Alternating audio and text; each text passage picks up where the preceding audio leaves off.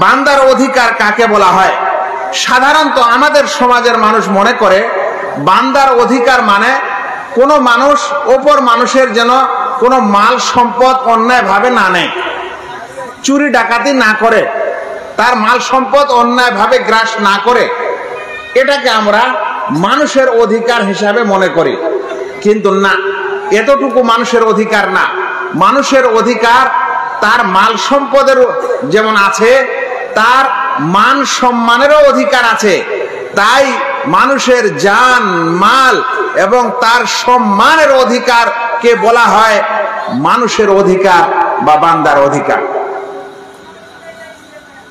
এখানে একটি বিষয় আছে, সেটা হলো কেউ যদি আল্লাহর অধিকারকে নষ্ট করে তাহলে চাইলে আল্লাহ তাআলা তাকে মাফ করতে পারেন। উদাহরণস্বরূপ, একজন মানুষ হয়তো দেখা গেল যে সে তার ফসল এবং টাকা পয়সার যাকাত দেয়নি, মারা গেছে। কিংবা একজন মানুষ আরেকজন মানুষের আল্লাহ রাব্বুল আলামিনের যে ইবাদত বন্দেগী আছে তার মধ্যে দেখা গেল যে কিছু নামাজ ছাড়াছাড়ি করেছিল, মারা গেছে।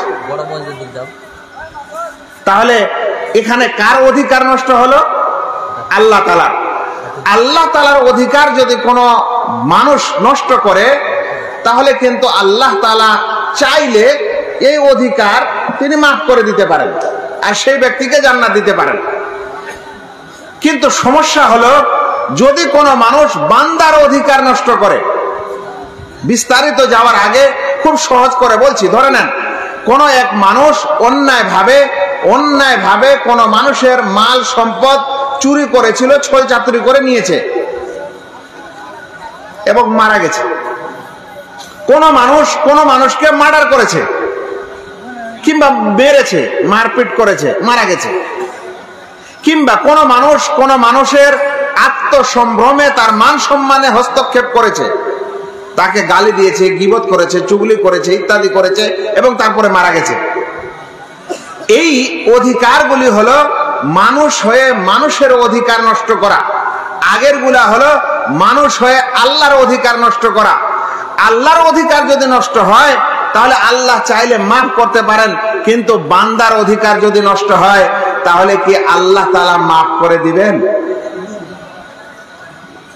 এই কথাটি বুঝার জন্য একটি আরো মাসলা বুঝেন। আপনি একজন গুনাহগার মানুষ, গুনাহ করেছেন। ধরে নেন আপনি ইতিপূর্বে নামাজ পড়তেন না, এখন আপনি 5 ওয়াক্তের নামাজ পড়তে লাগছেন।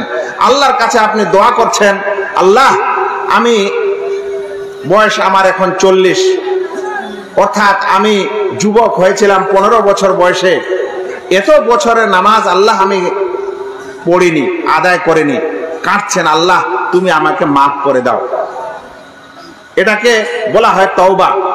এখন আপনি যখন তওবা করবেন আল্লাহর অধিকার নষ্ট করেছেন বলে, তাহলে আপনার আন্তরিকতা যদি থাকে তওবার, যে মানে সত্যিকারে আপনি লজ্জিত হয়েছেন আর আল্লাহর কাছে ক্ষমা চাচ্ছেন আর ভবিষ্যতে ওই গুনাহ আর আপনি করতে চাচ্ছেন না, ছেড়ে দিয়েছেন, আল্লাহ তাআলা মাফ করে দিবেন।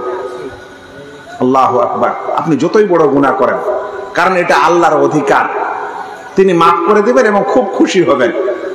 কিন্তু আপনি একজন মানুষের 1 লাখ টাকা যে কোনো ভাবে অন্যায় ভাবে নিয়েছিলেন, চাকরি দিব বলে নিয়েছিলেন, কিংবা ধার হিসাবে নিয়েছিলেন, ঘুরিয়ে দেননি, কিংবা ভাই বোনকে ধোকা দিয়ে ছল চাতুরি করে জমি রেজিস্ট্রি করে নিয়েছেন, কিংবা আপনার স্ত্রীকে মহারানা দিতে চেয়েছেন আর দেননি। বর্ণনাগুলো পরে নিয়ে আসবো ইনশাআল্লাহ। এখন আপনার মনে হলো যে একটু আল্লাহ তাআলার কাছে তওবা করি, তো বলছেন, আল্লাহ আমি অমুক লোকের 1 লাখ টাকা এভাবে নিয়েছিলাম, আল্লাহ তুমি আমাকে ক্ষমা করো। এখানে অধিকারটা কার? আল্লাহর না ওই বান্দার? এই জন্য বান্দার অধিকার থেকে যদি আপনি তওবা করতে চান তাহলে তওবার ওই শর্তগুলি হলে হবে না। আর একটা শর্ত ওলামায়ে দিয়েছেন যে আপনি যদি বান্দার অধিকার নষ্ট করেছেন আর তওবা করতে চান তাহলে বান্দাকে তার অধিকার ফিরিয়ে দেন, নচেত আপনার তওবা হবে না, নচেত আপনার তওবা কবুল হবে না। তাহলে এই দুটি জিনিসকে আপনি যদি কম্পেয়ার করেন তাহলে আল্লাহর অধিকারগুলি মাফ হওয়ার সম্ভাবনা থাকে, কিন্তু বান্দার অধিকার নষ্ট হলে বান্দার কাছেই ক্ষমা নিতে হবে। আর এই ক্ষমা নেওয়ার জায়গাটা এই জীবনটাই ভাই, মরণের পর কিন্তু আর ক্ষমা নেওয়ার কোনো রাস্তা নেই। সে কারণে বান্দার অধিকার নষ্ট হলে আপনার সময় আছে, সুযোগ আছে, যেভাবে হোক না কেন আপনাকে এই দুনিয়াতেই তার কাছ থেকে ক্ষমা চেয়ে নিতে হবে, এবং সে তার মাল সম্পদ কিংবা তার আত্মার সম্ভ্রম ও মান সম্মানে যদি হস্তক্ষেপ হয়ে থাকে তাহলে সেটা আপনাকে ফিরিয়ে দিতে হবে এবং তার থেকে আপনাকে ক্ষমা নিতে হবে। শুনেন ভাইরা, এ সম্পর্কে প্রিয় নবী মুহাম্মদ মুস্তাফা সাল্লাল্লাহু আলাইহি ওয়াসাল্লামের একটি হাদিস শুনেন। রাসূল করিম সাল্লাল্লাহু আলাইহি ওয়াসাল্লামের এই হাদিস বর্ণনা করছেন আবু হুরায়রা রাদিয়াল্লাহু তাআলা আনহু। তিনি বলছেন, قال رسول الله صلى الله عليه وسلم أتدرون ما المفلس। আল্লাহ রাসূল একদিন সাহাবাদেরকে জিজ্ঞাসা করছেন, ও আমার সাহাবারা, তোমরা জানো কি গরিব মানুষ, মিসকিন মানুষ, মুফলিস মানুষকে, মিসকিন মানুষকে তোমরা জানো? সাহাবারা বলছেন, قالوا المفلس فينا من لا درهم له ولا متاع। আল্লাহর রাসূল, আমাদের মাঝে মিসকিন মানুষ, ফকির মানুষ তো সে যার কাছে না কোনো পয়সা আছে না কড়ি আছে, যার কাছে টাকা কড়ি নাই, আল্লাহর রাসূল সেই তো মিসকিন। যেটা আপনাদেরকেও আমি যদি প্রশ্ন করি মিসকিন কাকে বলে, তাহলে ওটাই বলবেন ফকিরকে। ফকির মিসকিন যাদের পয়সা কড়ি নাই তারাই মিসকিন। আল্লাহ রাসূল সাল্লাল্লাহু আলাইহি ওয়াসাল্লামকে সাহাবারা এই উত্তরই দিলেন। তখন আল্লাহ রাসূল সাল্লাল্লাহু আলাইহি ওয়াসাল্লাম বলছেন, ইন্নাল মুফলিসা মিন উম্মতি ইয়াতি ইয়াউমাল কিয়ামাতি বিসালাতিন ওয়া সিয়ামিন ওয়া যাকাত। আমার উম্মতের মুফলিস ব্যক্তি হচ্ছে তারা যারা কিয়ামতের দিনে নামাজ নিয়ে আসবে, রোজা নিয়ে আসবে, যাকাতও নিয়ে আসবে।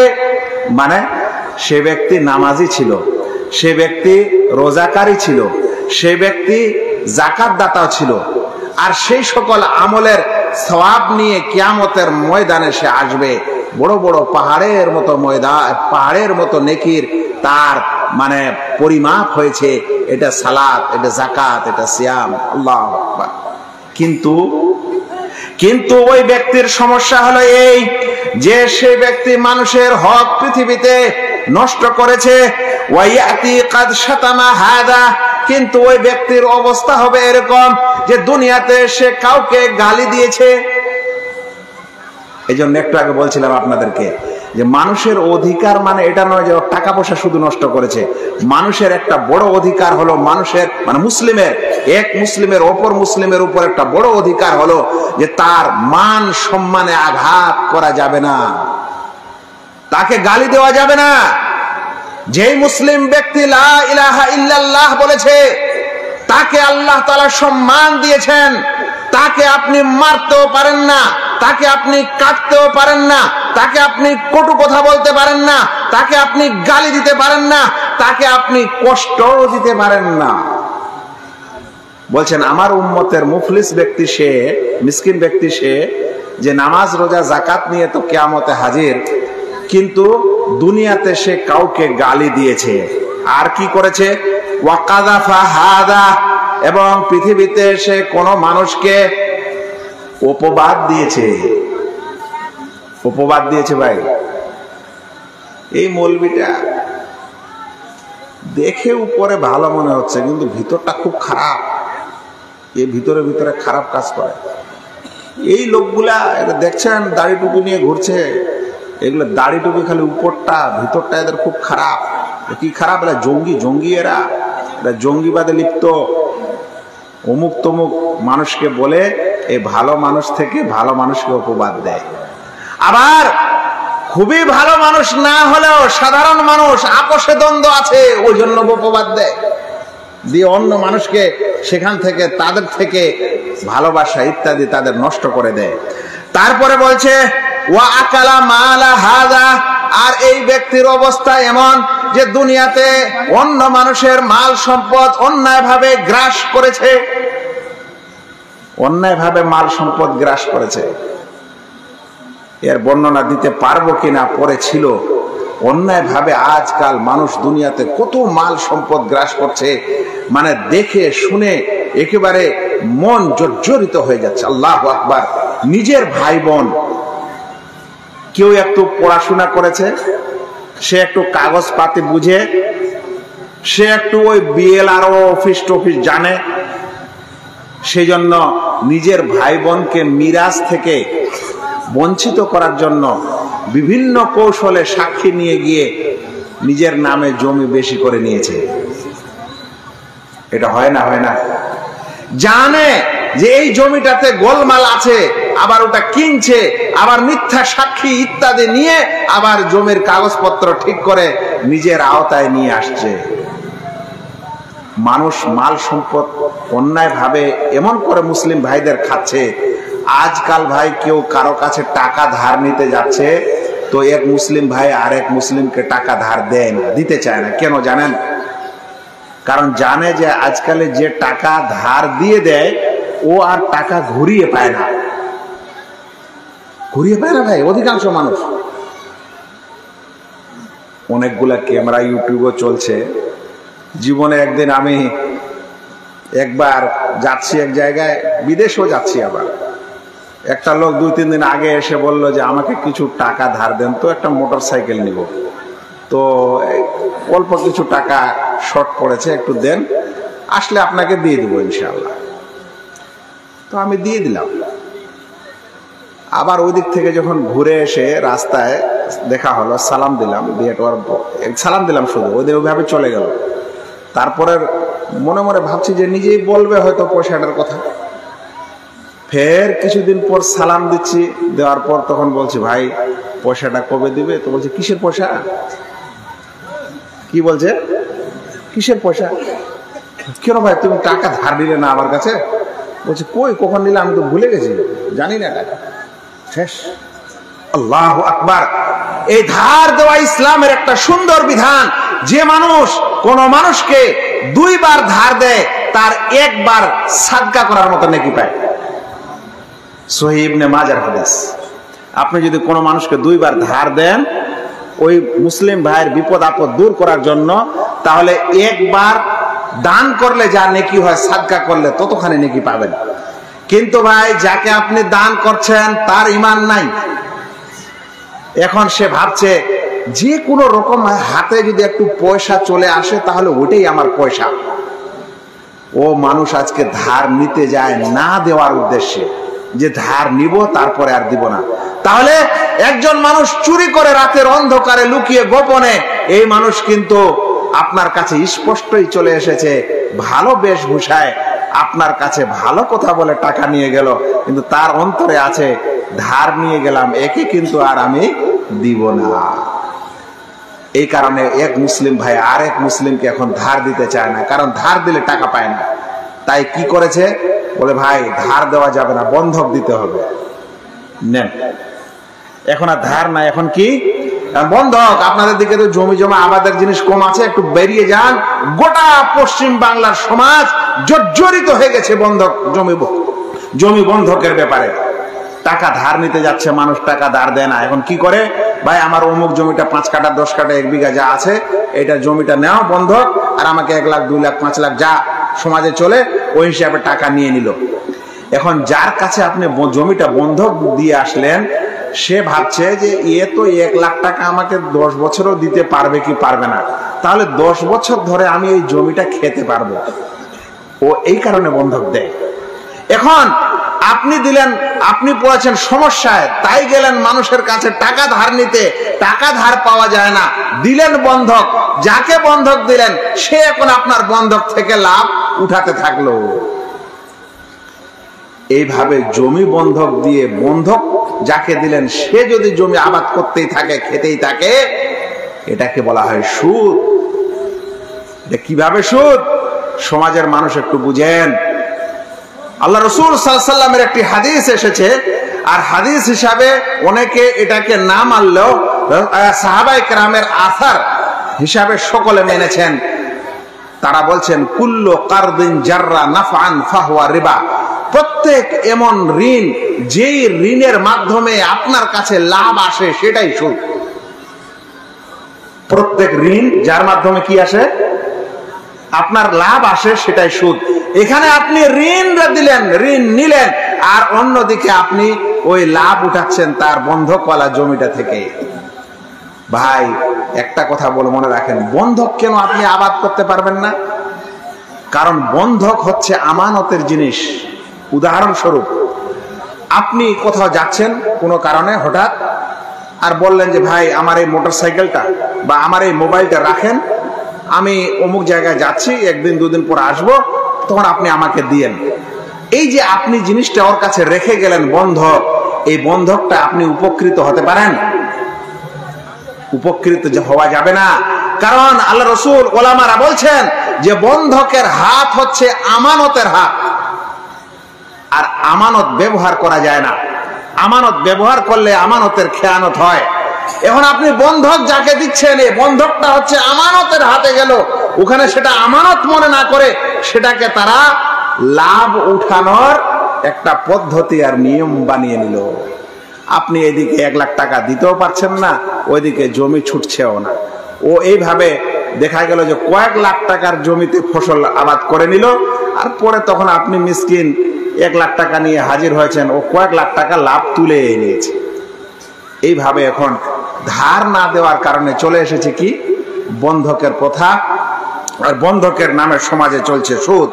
আল্লাহ রসুল সাল্লাল্লাহু আলাইহি সাল্লাম বলছেন যে আমার উম্মতের মিসকিন ব্যক্তি হচ্ছে সে যে নামাজের নেকি নিয়ে আসবে, রোজার নেকি নিয়ে আসবে, যাকাতের নেকি নিয়ে আসবে, কিন্তু দুনিয়াতে কাউকে সে গালি দিয়েছে, কাউকে সে মেরেছে, কাউকে অপবাদ দিয়েছে, কারো অন্যায় ভাবে মাল খেয়েছে, ওয়াসাফাকা দামা হাদা, কোন মানুষের রক্তপাত করেছে।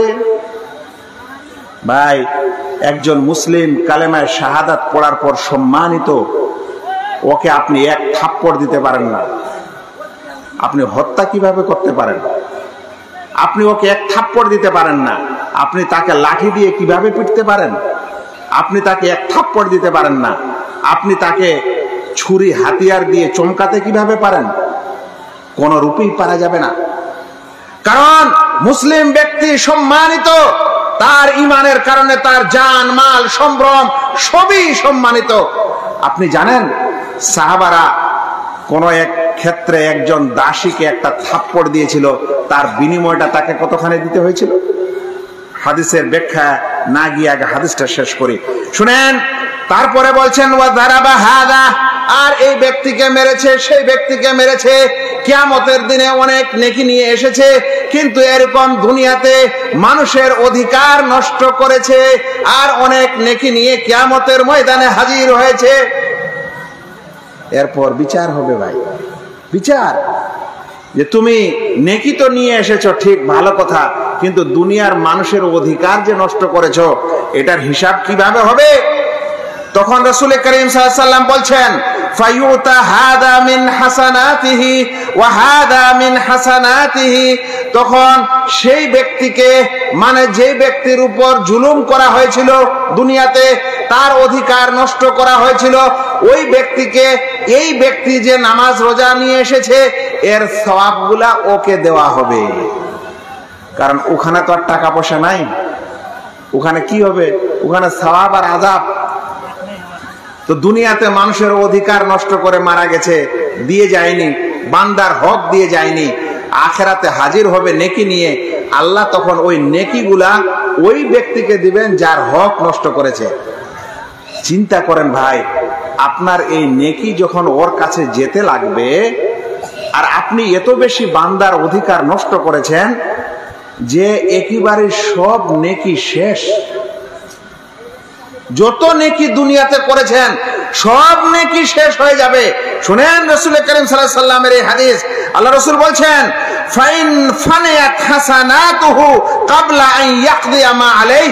তার যতগুলা অধিকার ছিল, অধিকারের ফয়সালা শেষ হওয়ার আগেই যদি তার সব নেকি শেষ হয়ে যায়, পাহাড় বরাবর নেকি শেষ, অধিকার এত নষ্ট করেছে। এখন কি হবে ভাই? আরো তো বাকি আছে, এখনো তো অধিকার সব শেষ হয়নি। তখন আল্লাহ তাআলার ইনসাফ দেখেন।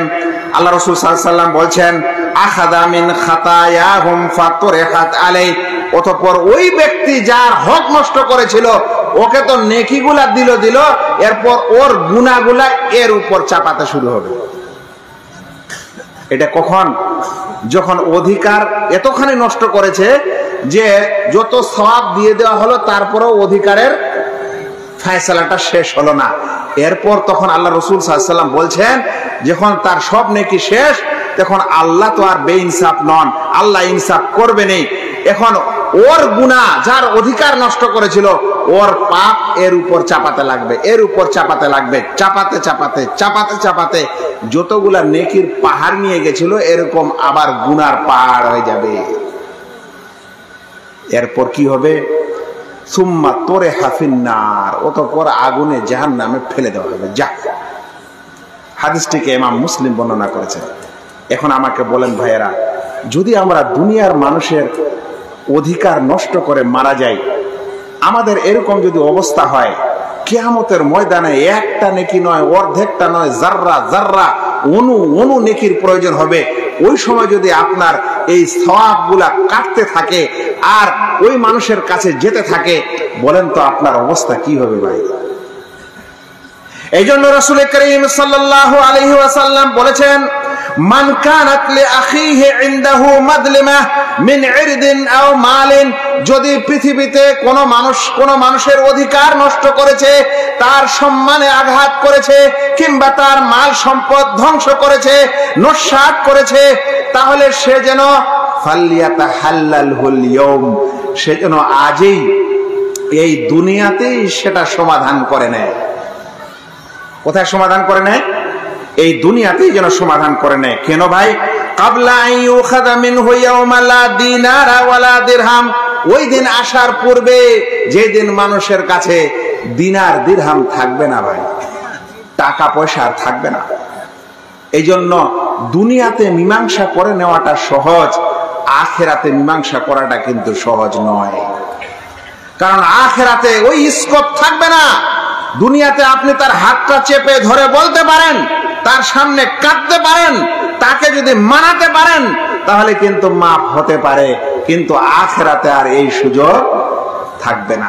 আল্লাহ রাসূল সাল্লাল্লাহু আলাইহি ওয়াসাল্লাম আমাদের উপদেশ দিয়ে গেছেন যে যদি দুনিয়াতে কেউ কারো অধিকার, কোন মানুষের অধিকার নষ্ট করে, তাহলে সে যেন দুনিয়াতেই তার সমাধান করে নেয়।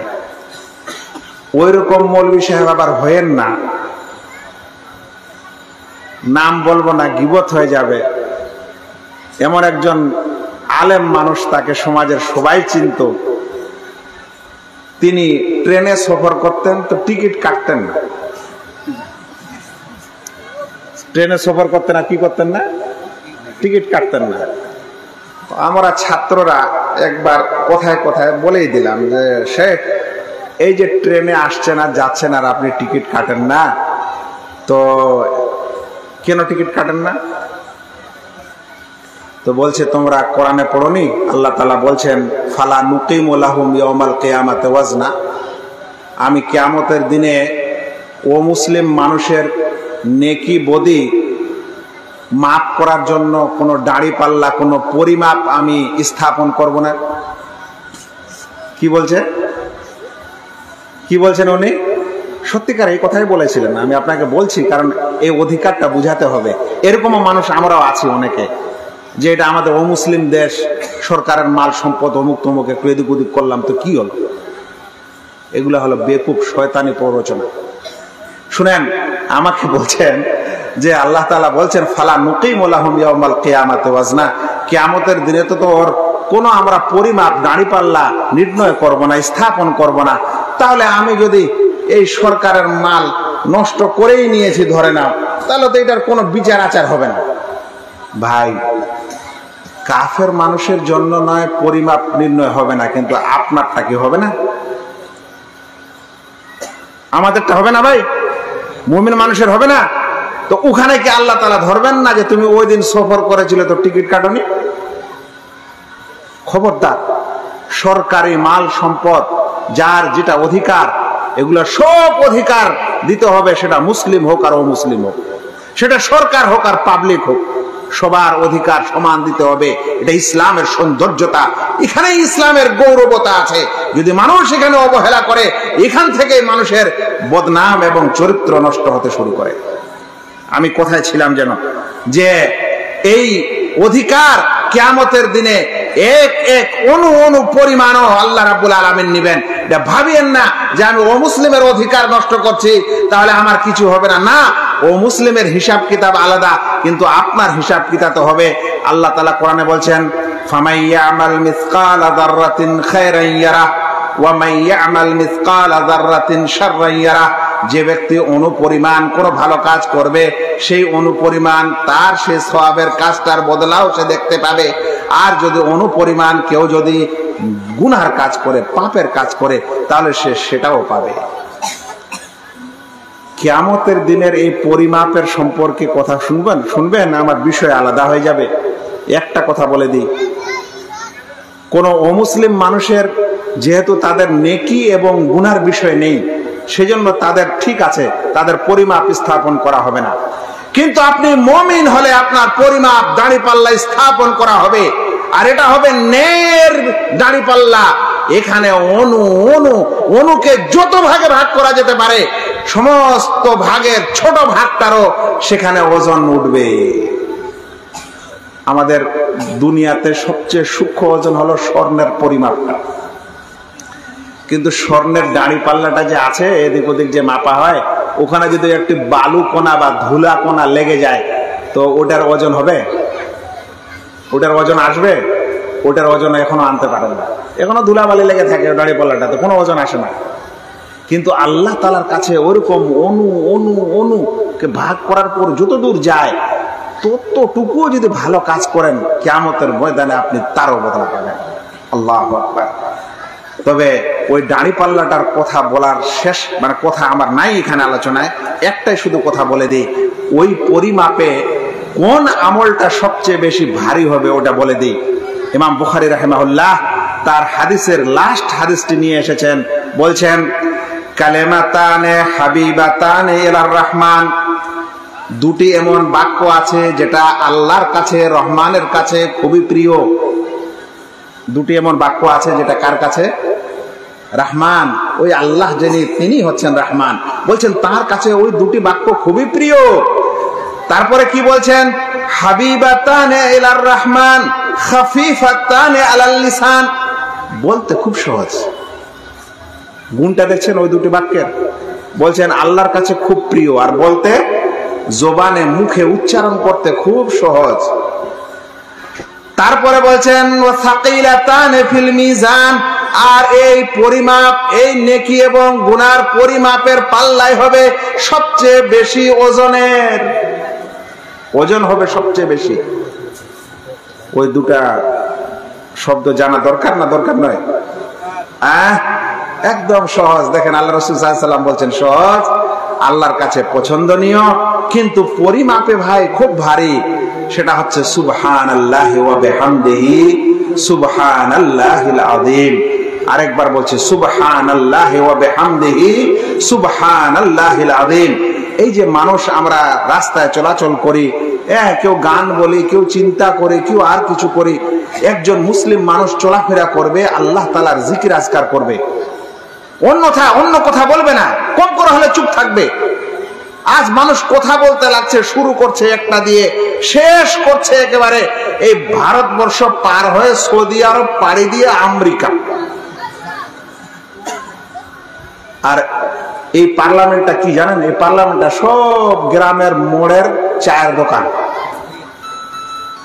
ওরা মনে করছে যে দুনিয়াতে সব কাজগুলা ওরা যেমন সহজে চা খাচ্ছে, ওরকম মনে করছে দুনিয়াটা সহজেই চলছে।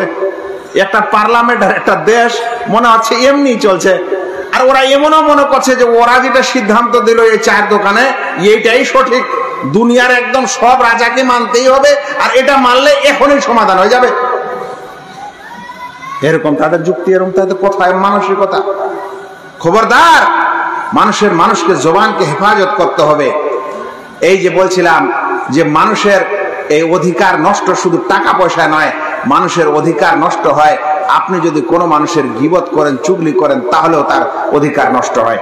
আমি আপনাদেরকে বলছিলাম যে দুনিয়াতেই এর সমাধান করে নিতে হবে ভাইয়েরা। যদি না সমাধান করেন তাহলে আখিরাতে এর সমাধানের রাস্তা নেই।